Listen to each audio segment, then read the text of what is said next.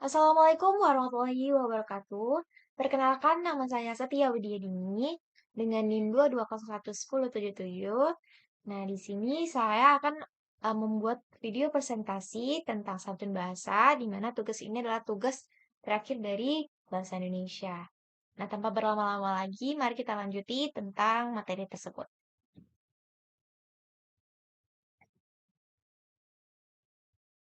Yang pertama yaitu sejarah bahasa Indonesia. Nah, bahasa Indonesia ini berasal dari bahasa Melayu, termasuk ke dalam rumpun bahasa Austronesia, yang telah digunakan sebagai lingua franca di Nusantara. Menurut Arifin 2008, bukti bahasa Melayu digunakan dengan ditemukannya prasasti di Nusantara yang memperkuat keyakinan tentang penggunaan bahasa Melayu di masa lampau seperti prasasti Kedukan Bukit 683 Masehi, prasasti Tarangtuo 684 Masehi, dan lain-lainnya. Nah, adapun bagian sejarah penyebaran bahasa Melayu, yaitu dari bahasa Austronesia menuju bahasa Melayu Proto, baru nurun lagi bahasa Melayu Indo. Nah, terbagi tiga. Nah, terbagi tiga ini ada bagian sebelah kiri yaitu bahasa Melayu Barat. Bahasa Melayu Barat ini turun menjadi bahasa Melayu Riau atau bahasa Melayu dan turun lagi menjadi bahasa Indonesia. Yang kedua itu bahasa Melayu Tengah.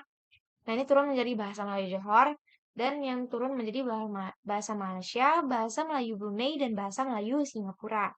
Nah, yang terakhir tuh bahasa Melayu Timur.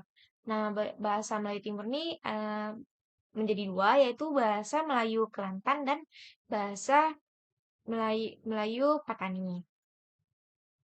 Nah, pada zamannya, bahasa Melayu ini yang menjadi cikal bakal bahasa Indonesia sudah memiliki peranan dan kedudukan yang cukup penting. Baik dalam pemerintahan maupun dalam kehidupan sehari-hari.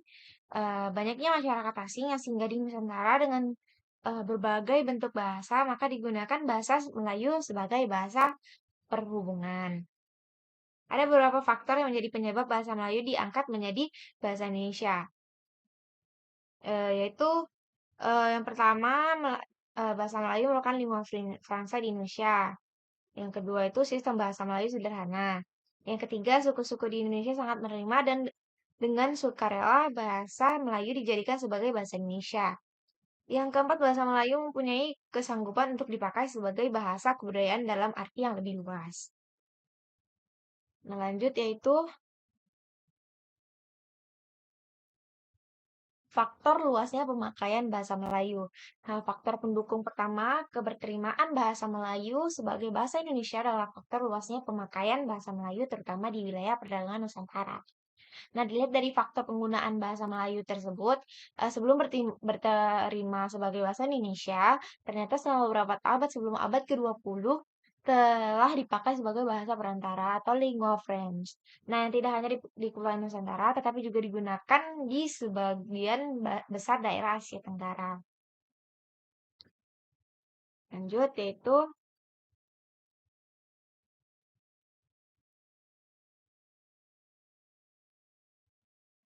faktor berterimanya penggunaan bahasa Melayu dalam sastra.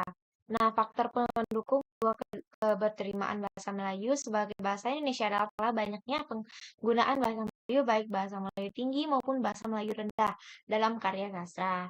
Rosidi 1965 menggunakan bahwa sejak abad ke-19 telah banyak karya sastra menggunakan bahasa Melayu yang ditulis oleh orang-orang yang berasal dari luar Kepulauan Riau dan Sumatera. Yang ketiga yaitu faktor penggunaan bahasa Melayu dalam persurat kabaran. Nah, keberterimaan bahasa Melayu sebagai bahasa Indonesia adalah faktor yang telah digunakannya bahasa Melayu dalam persurat kabaran di Nusantara. Nah, keberadaan bahasa Melayu itu diakui baik dalam dunia perdagangan, dunia kesastraan maupun dalam dunia persurat kabaran. Perkembangan bahasa Melayu menjadi bahasa seperti sekarang diperkaya oleh sebagai bahasa daerah dan bahasa asing. Lanjut yang kedua yaitu kedudukan dan fungsi bahasa Indonesia. Nah, adapun yang pertama itu yang bagian A yaitu kedudukan bahasa Indonesia sebagai bahasa nasional. Nah, yang pertama itu bahasa Indonesia berfungsi sebagai lambang kebanggaan nasional. Seluruh bangsa Indonesia patut berbangga dengan adanya satu bahasa nasional di antara berbagai bahasa daerah dengan etnis yang berbeda-beda. Yang kedua itu bahasa Indonesia berfungsi sebagai lambang identitas eh, nasional, yang mana bangsa Indonesia terdiri dari berbagai etnis atau suku bangsa. Yang ketiga yaitu bahasa Indonesia berfungsi sebagai alat pemersatu berbagai suku bangsa. Hal ini berarti bahwa bahasa Indonesia berfungsi sebagai alat yang memungkinkan penyatuan berbagai-bagai suku bangsa dengan latar belakang sosial budaya. Yang ke yang keempat yaitu bahasa Indonesia berfungsi sebagai alat perhubungan antar daerah dan antar budaya. Eh, Lanjut yaitu kedudukan bahasa Indonesia sebagai bahasa negara. Nah, bahasa yang pertama itu bahasa Indonesia berfungsi sebagai bahasa resmi kenegaraan. Nah, yang mana seluruh kegiatan kenegaraan dan penyelenggaraan kenegaraan di negara Indonesia harus menggunakan bahasa Indonesia. Yang kedua, bahasa Indonesia berfungsi sebagai bahasa pengantar dalam dunia pendidikan. Kegiatan belajar mengajar di sekolah dan di perguruan tinggi menggunakan bahasa Indonesia sebagai pengantar dan juga digunakan dalam pengembangan bahan ajar. Yang ketiga yaitu bahasa Indonesia berfungsi sebagai alat perhubungan pada tingkat nasional. Yang keempat, bahasa Indonesia berfungsi sebagai alat pengembangan kebudayaan, ilmu, pengetahuan, dan teknologi. Lanjut yaitu ragam bahasa Indonesia. Nah, ragam bahasa berkaitan dengan variasi penggunaan bahasa dalam masyarakat.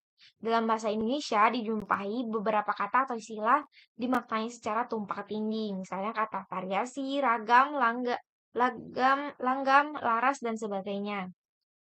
Termasuk yang pertama yaitu A berdasarkan daerah asal penutur.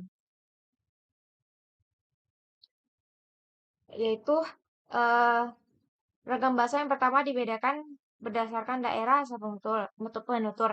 Hal ini disebabkan karena daerah asal penutur secara tidak langsung mempengaruhi bahasa yang dihasilkan oleh penutur. Hal ini disebut dengan logat. Logat merupakan cara menggunakan kata atau aksen atau lekuk lidah yang khas yang dimiliki oleh masing-masing orang sesuai dengan asal daerah atau suku bangsa. Yang B itu berdasarkan pendidik penutur.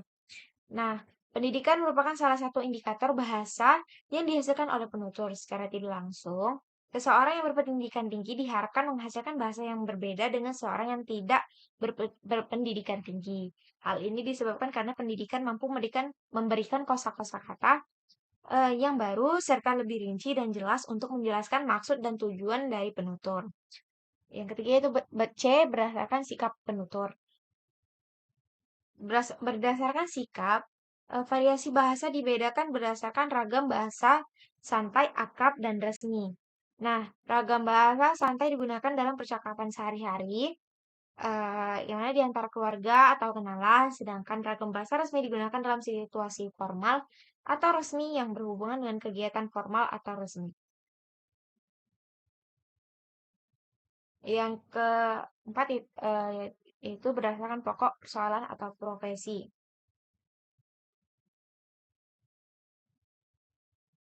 Nah, ragam bahasa berdasarkan pokok persoalan atau profesi akan menghasilkan variasi bahasa bagi penutur. Nah, hal ini terjadi karena kosakata yang dihasilkan akan memiliki makna yang berbeda tergantung pemakaian dan kegunaannya. Pemilihan kosakata disesuaikan dengan bidang penutur. Yang kelima itu berdasarkan sarana. Nah, mengacu kepada sarana berbahasa, maka variasi bahasa dibedakan menjadi dua jenis, yaitu ragam bahasa tulis dan bahasa lisan. Ragam bahasa tulis ini memiliki ragam bahasa yang berbeda dengan bahasa lisan. Yang terakhir itu gangguan berbahasa. Nah, bahasa Indonesia sebagai bahasa yang digunakan dalam kehidupan sehari-hari telah mengalami percampuran dengan bahasa lain yang juga berkembang di Indonesia. Nah, hal ini bisa terjadi pada penutur tingkat atas yang mencampur bahasa dalam komunikasi dengan tujuan pemenuhan maksud dan tujuan komunikasi. Nah, baiklah, itu saja hasil presentasi saya tentang santun berbahasa. Maka dari itu, mohon maaf jika ada kata yang salah. Saya Setia Widiadini, pamit undur diri. Assalamualaikum warahmatullahi wabarakatuh. Terima kasih.